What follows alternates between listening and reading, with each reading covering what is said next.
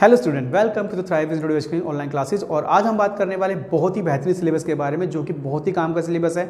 Mostly मैं classes में ये बात नहीं बोलता हूँ कि क्लास चैप्टर स्टार्टिंग में ही कि काम का चैप्टर है कि नहीं है, लेकिन मैं आज आपको स्पेशली बोल रहा हूँ कि चैप्टर बहुत काम का है और आपको उस पर मेहनत करनी है, क्योंकि ये चैप्टर बिना प्रैक्टिस से समझ नहीं आएगा। ज़्यादातर जब मैं क्लासेस लेता हूँ तो बच्चे इसमें फंसते हैं, क्योंकि इसमें छोटे छोटे चेंजेस होते हैं जो उनमें कंफ्यूज कर सकते हैं। चैप्टर बहुत ईजी है, लेकिन समझना जरूरी है प्रैक्टिस के साथ साथ। ठीक है, तो आगे बढ़ते हैं, चैप्टर करने वाले हैं। आज जो चैप्टर मैं कराने वाला हूँ ये है करवाता हूँ का साउंड। करवाता हूँ मतलब जैसे कि जब हम अपना काम किसी और के थ्रू करवाते हैं, ठीक है, और उस काम को करने के लिए हम पैसे भी देते हैं, तो इस तरह के काम को करने के लिए इस चैप्टर का इस्तेमाल किया जाता है। इस चैप्टर का नाम है गेट।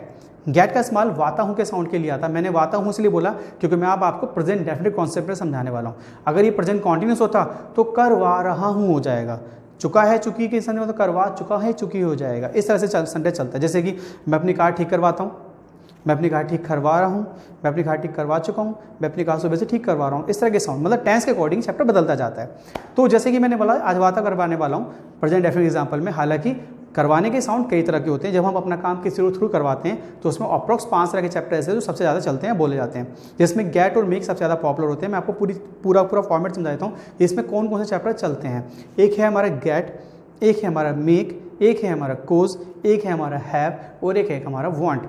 ये सारे चैप्टर यानी टोटल 5 चैप्टर ऐसे हैं जो करवाता हूँ का साउंड निकालते हैं, लेकिन हर किसी में थोड़ा थोड़ा चेंज होता है। वो चेंज हमें आगे वाले चैप्टर में समझने हैं या मैं आपको समझाऊंगा बाद में।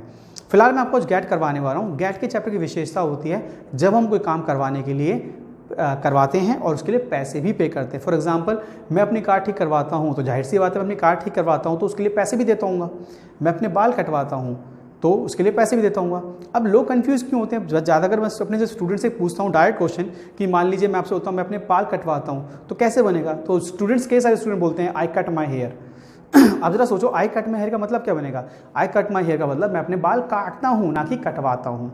मैं कहता हूँ मैं अपनी कार ठीक करवाता हूँ तो हम बोलते हैं I repair my car, I repair my car. सोचो जरा, आई रिपेयर माई कार मतलब मैं अपनी कार रिपेयर करता हूँ, करवाता कहाँ से आया? नहीं आया ना। तो आपको क्या ध्यान देना है जब भी हम अपना काम किसी और के थ्रू करवाते हैं और उसे करवाने के लिए पैसे भी पे करते हैं तो उसके लिए हम इस्तेमाल करते हैं गेट का चैप्टर। तो ये चैप्टर बड़ा इजी है, लेकिन जैसे कि मैंने कहा प्रैक्टिस सही है तो इसलिए बार बार कह रहा हूँ थोड़ा मेहनत कर लेना स्टार्टिंग में, बाकी चैप्टर बहुत काम का हो जाएगा, ईजी हो जाएगा आपके लिए। इसकी मैं चैप्टर की स्टार्टिंग में ही मैं कुछ थ्योरी समझाने वाला हूँ, उस थ्योरी को थोड़ा ध्यान समझना।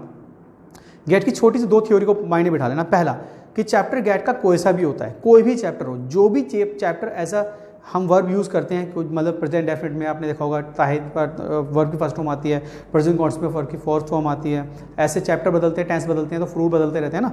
तो आपको यह ध्यान रखना चैप्टर कोई सा भी हो, कोई भी चैप्टर हो, जो भी चेंज एज अ वर्ब होते हैं वो गेट के साथ होंगे। यानी गेट ही गेट्स होगा, गेट ही गॉट होगा, गेट ही गेटिंग होगा। एज अ वर्ब जो भी चेंज होते हैं गेट में होंगे और दूसरे चैप्टर में नहीं होंगे। आई मीन समझिए, और दूसरी वर्ब में नहीं होंगे। पहला। दूसरी बात, जो दूसरी वर्ब आएगी यानी उसकी गेट के बाद जो वर्ब आएगी वो हमेशा थर्ड फॉर्म आती है। यानी चैप्टर कोई भी हो एज अ वर्ब जो चेंज होंगे वो गेट के साथ होंगे और गेट के बाद जो भी वर्ब आएगी वो हमेशा थर्ड फॉर्म आएगी। आपको ये चीज़ ध्यान रखनी है, भूलना नहीं है बिल्कुल भी। ठीक है, चलिए। तो जैसे कि मैं आपको बताया कि चैप्टर तो बहुत सारे, हर चैप्टर में इसका इस्तेमाल कर सकते हैं। करवाता हूँ, करवा रहा हूँ, कहीं भी कुछ भी चैप्टर बोल सकते हैं, करवा सकता हूँ, कुछ भी बोल सकते हैं।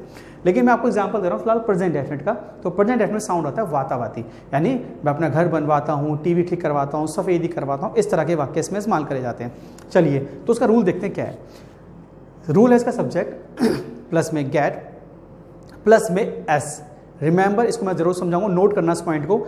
एस का इस्तेमाल आपको जब ही करना है जब सेंटेंस में ही शीट आएगा, क्योंकि रूल यही कहता है प्रेजेंट डेफिनेट का, ही शीट आता है तो वर्ब के साथ एस का इस्तेमाल होता है, अदरवाइज नहीं होता।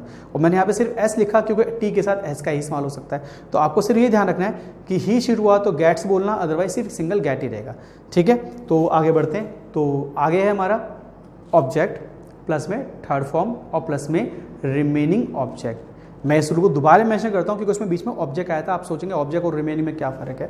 तो सब्जेक्ट प्लस में गेट प्लस में एस प्लस में मेन ऑब्जेक्ट, इसको हम नाम देते हैं मेन ऑब्जेक्ट, प्लस में हमारा थर्ड फॉर्म और प्लस में रिमेनिंग ऑब्जेक्ट। अब मेन ऑब्जेक्ट मतलब मेन, रिमेनिंग मतलब बचा हुआ ऑब्जेक्ट। पहले हम एक ही ऑब्जेक्ट को, बचे हुए ऑब्जेक्ट को रिमेनिंग, मैंने एक ही ऑब्जेक्ट बोला करते थे ना, लेकिन दोनों में फ़र्क होता है, वो मैं आपको भी समझाने वाला हूँ। आगे है हमारा नेगेटिव रूल, वो है सब्जेक्ट प्लस में डू डज, क्योंकि टेंस चल रहा है प्रेजेंट डेफिनेट, उसकी हेल्प में डू डज होती है।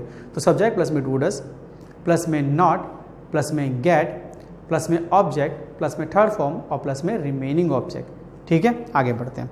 ये हमारे साथ रूल है। अब देखिए गेट सब्जेक्ट आपको ऑलरेडी पता है, गेट आपको ऑलरेडी पता है। आई मैं हमेशा उम्मीद करता हूँ अपने पुराने चैप्टर देखे हूँ तो आपको दिक्कत नहीं है कि एस एस कहाँ लगता है, ये सब मैं आपको पहली क्लास में समझा चुका हूँ, पहले वाली क्लासेस में। तो सब्जेक्ट आपको ऑलरेडी पता है, गेट आपको ऑलरेडी पता है, एस के बारे में बता चुका हूँ, ऑब्जेक्ट आपको जानते ही हो लेकिन मैं को ब्रीफ करने वाला हूँ, थर्ड फॉर्म आपको पता है, रिमेनिंग ऑब्जेक्ट ये हमारा नया हो गया ना। तो जानते ये कैसे लगता है, कैसे इस्तेमाल होते हैं। देखिए मेन ऑब्जेक्ट वो होता है जो सेंटेंस जिस पे सेंटेंस टोटली डिपेंड होता है, और रिमेनिंग सेंटेंस वो होता है जिसे हटाने से सेंटेंस पे कोई फर्क भी नहीं पड़ता है। मेरी बात समझ रहे हैं आप? चलिए इसको मैं और अच्छे से ब्रीफ करके समझाता हूँ एग्जांपल के साथ। मेन ऑब्जेक्ट और रिमेनिंग ऑब्जेक्ट बहुत ही मेन चीज़ है क्योंकि यही समझना जरूरी है। तो मैंने अभी एक एग्जांपल आपको देकर समझाता हूँ। पहले क्या होता था, हमने एक ही सेंटेंस को जो लास्ट में बचा वो ऑब्जेक्ट मानते थे, लेकिन ऑब्जेक्ट पहले से ही दो होते थे, लेकिन नॉर्मली हम एक ऑब्जेक्ट बोलते हैं। अब मेन ऑब्जेक्ट और रिमेनिंग ऑब्जेक्ट में फर्क क्या होता है, इसे किताबी तरह से डायरेक्ट और इनडायरेक्ट ऑब्जेक्ट भी कहते हैं। जैसे मैं एग्जाम्पल लेके बोलता हूँ, मान लीजिए मैं कहता हूँ आई गो टू मार्केट। अब इसमें ऑब्जेक्ट क्या है, मार्केट है ना। लेकिन अगर मान लो इसी सेंटेंस में बोल दूं I go to market in the morning, तो इसमें ऑब्जेक्ट क्या है, मार्केट भी है और मॉर्निंग भी है। पहले मैं ऐसे ही बोलते थे। लेकिन अगर मैं कहता हूं I go to market in the morning with my friend, इसमें ऑब्जेक्ट क्या है, जाहिर सी बात है बाकी तीनों भी ऑब्जेक्ट है ना। पर इसमें फर्क क्या है, एक है हमारा मेन ऑब्जेक्ट, एक है रिमेनिंग ऑब्जेक्ट। क्यों, कुल मिला के अगर मैं इनमें से एक चीज को हटाता हूं तो सेंटेंस पे कोई फर्क नहीं पड़ता, तो वो हमारा रिमेनिंग है। और जिससे मैं हटा देता हूँ और सेंटेंस में फर्क पड़ता है वो हमारा मेन ऑब्जेक्ट हो जाता है। ठीक है, चलिए मैं इसको और अच्छे से समझाता हूँ एग्जाम्पल लेके। मान लीजिए मैं कहता हूँ वह अपनी कार राकेश से हर रविवार को ठीक करवाता है, या वह अपनी कार हर रविवार को राकेश से ठीक करवाता है। सिंपल, दोनों तरह से घुमा के बोल दिया मैंने। तो वह अपनी कार राकेश से हर रविवार को ठीक करवाता है। तो ये मैं आपके सामने वर्ड लिख रहा हूँ, संडे पूरा बना के दिखाता हूँ। He gets his car repaired by Rakesh on every Sunday. ये हमने सेंटेंस आपके सामने लिखा है, ठीक है ना। अब इसमें आपको ध्यान समझना है, पूरे वाक्य को मैंने बना के आपके सामने लिखा है, लेकिन मैंने आपसे कहा था मेन वो होता है जो सेंटेंस जिस पे टोटल सेंटेंस डिपेंड होता है, और रिमेनिंग होता है इस पर सेंटेंस को फर्क नहीं पड़ता हटने के बाद भी। अब इसमें से मैं क्या करता हूँ, ये एवरी संडे जो लिखा है इसको हटाता हूँ आपके सामने से, ठीक है। अब ये देखिए एवरी संडे हटाने के बाद सेंटेंस क्या बन रहा है, मैंने कहा he gets his car repaired by Rakesh, यही बोला था है ना। तो वह अपनी कार राकेश से ठीक करवाता है। बन गया सेंटेंस, बन रहा है, बिल्कुल ये सेंटेंस अभी भी बन रहा है। अगर मैं यहाँ से एवरी सेंटेंस को वापस लगा देता हूँ और राकेश को हटाता हूँ यहाँ से, तो he gets his car repaired on every Sunday, क्या ये वाक्य बन रहा है? बिल्कुल अब भी बन रहा है, क्योंकि अब क्या बन रहा है, वह अपनी कार हर रविवार को ठीक करवाता है ना। लेकिन जरा सोचो, अगर मैं दोनों हटा दूँ, राकेश भी और एवरी संडे भी, तो अब देखते हैं कि ये सेंटेंस बन रहा है कि नहीं बन रहा। He gets his car repaired, क्या बना, सोचिए, वह अपनी कार ठीक करवाता है। कुछ गड़बड़ लगा क्या? सही है, बिल्कुल ये सेंटेंस बन रहा है, वह अपनी कार ठीक करवाता है। अभी भी वाक्य है, पूरा वाक्य बन रहा है, वह अपनी कार ठीक करवाता है। अब मैं यहाँ से वह अपनी कार यानी हिज कार को हटाने वाला हूँ, तो he gets repaired by Rakesh every Sunday. अब मैंने लिखा, अब आप इसको पढ़ के देखो, कुछ अजीब लग रहा है या नहीं लग रहा है? अजीब लग रहा है ना, बिल्कुल, क्योंकि यहाँ से मैंने मेन ऑब्जेक्ट को हटाया, यही है। तो आपको मैं यहाँ पे यही समझाने की कोशिश कर रहा हूँ कि मेन ऑब्जेक्ट वो होता है जिस सेंटेंस से हटाते ही सेंटेंस एकदम अजीब हो जाता है, तो वही है हमारा मेन ऑब्जेक्ट। तो मैं हमको पूरे सेंटेंस में, पूरे फॉर्मेट में क्या ध्यान रखना है कि ऑब्जेक्ट को हमें लगाना है पहले, जिसकी मेन बात हो रही है, और बाकी को आगे लगाना है। रिमेनिंग की खास बात और बता देता हूँ मैं आपको। रिमेनिंग की खास बात ये होती है, इन्हें हम आगे पीछे भी कर सकते हैं। यानी कि मैंने बाय राकेश और ऑन एवरी संडे करा था, अगर मैं यहाँ पे कर दूँ he gets his car repaired on every Sunday by Rakesh, तो इस संडे अभी भी गलत नहीं हुआ। रिमेनिंग आगे पीछे कर सकते हैं, पर मेन ऑब्जेक्ट को हम आगे पीछे नहीं कर सकते। बात क्लियर हुई? चलिए इसको नेगेटिव में लेते हैं। नेगेटिव है, वह अपनी कार राकेश से हर रविवार को ठीक नहीं करवाता है, तो he gets, sorry he negative है, तो he does not get his car repaired on every Sunday by Rakesh. अब मैंने यहाँ पे आगे पीछे कर दिया रिमेनिंग को, है ना, बात समझे? तो इस तरह से हमारा नेगेटिव सेंटेंस बन गया। कुल मिला के ये हमारा सिंपल नेगेटिव बन गया। अगर इसी को मैं इंटेरोगेटिव में कन्वर्ट करूं, क्या वह अपनी कार राकेश से हर संडे को ठीक करवाता है?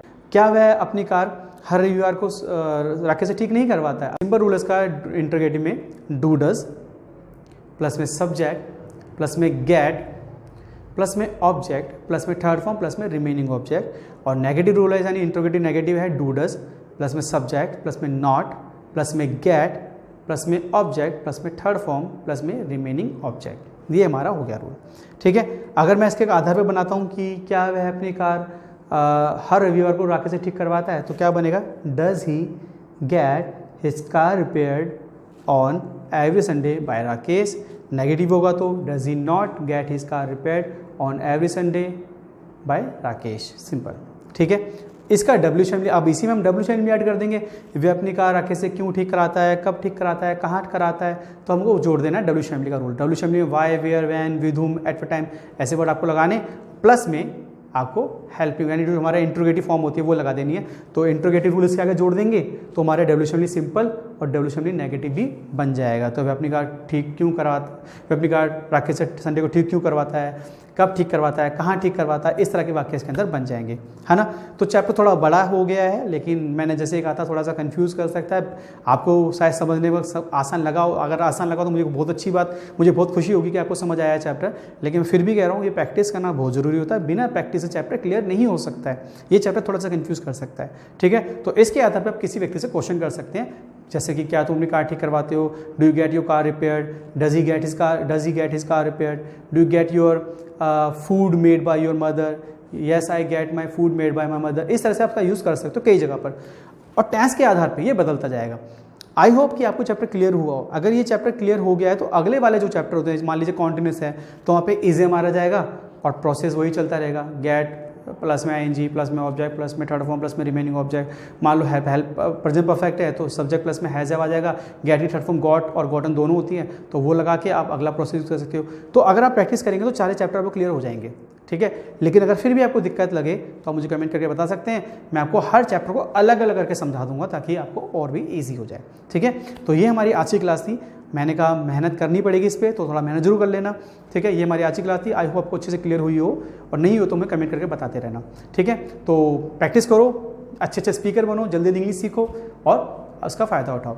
तो आज की क्लास के बाद जल्दी नए चैप्टर लेके आएंगे और जल्दी ही मिलते हैं दोबारा से। जब तक के लिए बाय बाय।